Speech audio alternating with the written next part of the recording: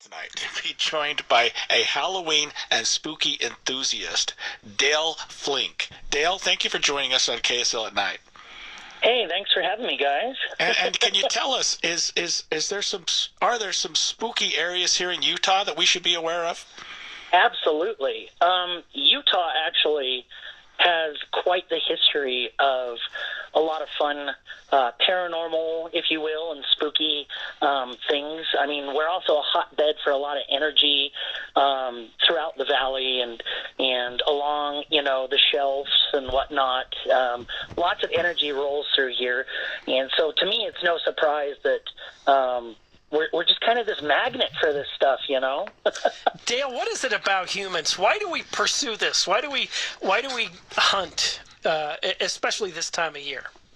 I think it's just it's that longing for the unknown. It's the wanting answers. It's the pursuit of trying to find those things that we just can't quite put our thumbs on. And there seems to be also a need, Dale, doesn't there, to just scare the heck out of ourselves every once in a while. Yeah. That there's some rush you get out of that, and trying to find a spooky place. I remember in high school there was this house. I don't even remember about it, but everyone just said it's this haunted house, and we would drive there at night. Late at night in our cars, and just getting there scared the heck out of everybody. It did the trick, huh? Yeah, right. yeah. That's part of the fun part of that too. This time of year is if you're going to go do a haunted house or some fun thing, it's that energy that builds before, kind of that suspension of disbelief that you're already preparing yourself for. And I think that's why we, in particular, Utahns, are so drawn to it. I mean, Halloween is huge here. You've got people who set up home haunt displays. You've got Fear Factory, Castle of Chaos, Asylum 49, Nightmare on 13th.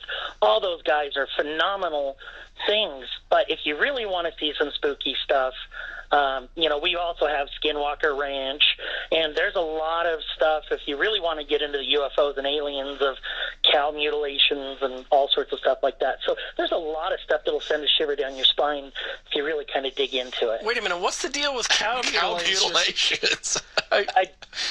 Dale, you're scaring us, okay? We just want you to know that. Okay, so Google at your own risk. So if somebody wants to do some ghost hunting, let's go with ghost hunting right now. Mm-hmm. What should they do? Is that something you can just search and find enthusiasts like yourself that are trained? Absolutely. Okay. Yeah.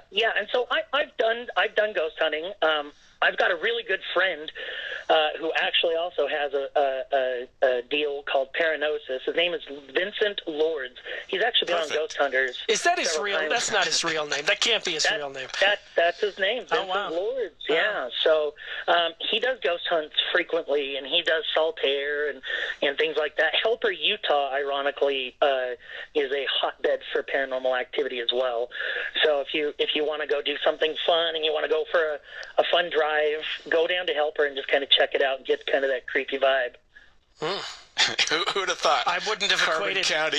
Helper. Yeah, there you go. Yeah. Creepy vibe. Yeah. Yeah. Stay out of those coal mines late at night. And you talked about these haunted houses. It seems like we've got some pretty decent operations here. Absolutely. Is that unique to our community, or is that pretty normal everywhere? So it's pretty normal everywhere, but we get probably some of the largest crowds in the nation. I don't know if you've been to a haunted house this fall. Waiting in a queue line takes darn near, at least an hour and a half to get in. But it's worth the wait. The risk is worth the reward. And each haunted house has its own thing to offer, right? So, like Fear Factory, they've got that big, huge factory, and Heidi and Rob and Spencer and the crew down there do a phenomenal job. And then, you've got Nightmare on 13th, and they've got the really nice Hollywood quality sets. Jimmy Dilly is the creative director over there, and he's just got one heck of a show. And then Castle of Chaos, they invest their time and efforts into their cast.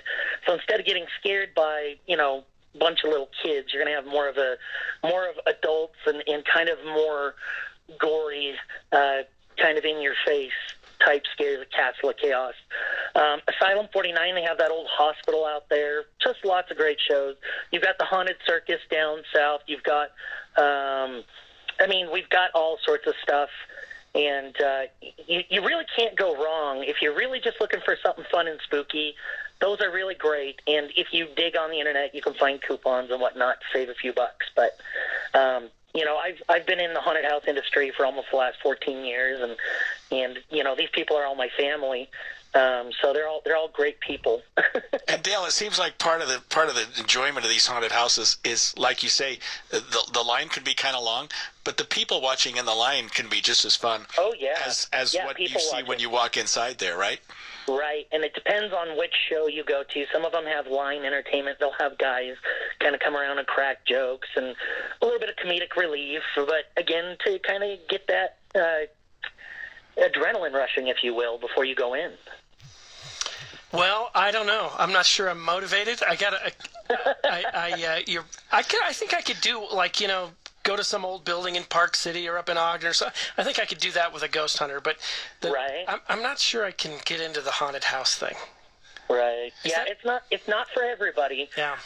But there are other shows going on in town. I know that Dreamscapes is doing a Nightmare at Dreamscapes, which is kind of a spooky message, but there's a real element to it. And I believe that they're doing a show that kind of is bringing attention to the fact that the Great Salt Lake is drying up, and it can cause very toxic stuff for us to breathe in. Something kind of spooky and scary to think about. But if you're not into the haunted houses, but you want to go to a show, I know that one's going on as well. I believe that is in the next couple weekends. Great tip.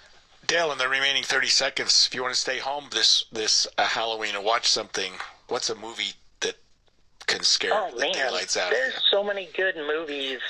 Last night I watched Young Frankenstein, so, you can't go wrong with that. So awesome. Put the candle back. That's right. Too many great lines in that one. Thank you so much, right. Dale. Thanks for having me, guys. Our resident Halloween and spooky enthusiast, Dale Flink. Thank you. Well, I think that wraps it up for us today. Yeah, Greg. and on a scary note, but that's okay. That's all right. Thanks for listening to us. Be sure to tune in tomorrow for more KSL at Night. If I could be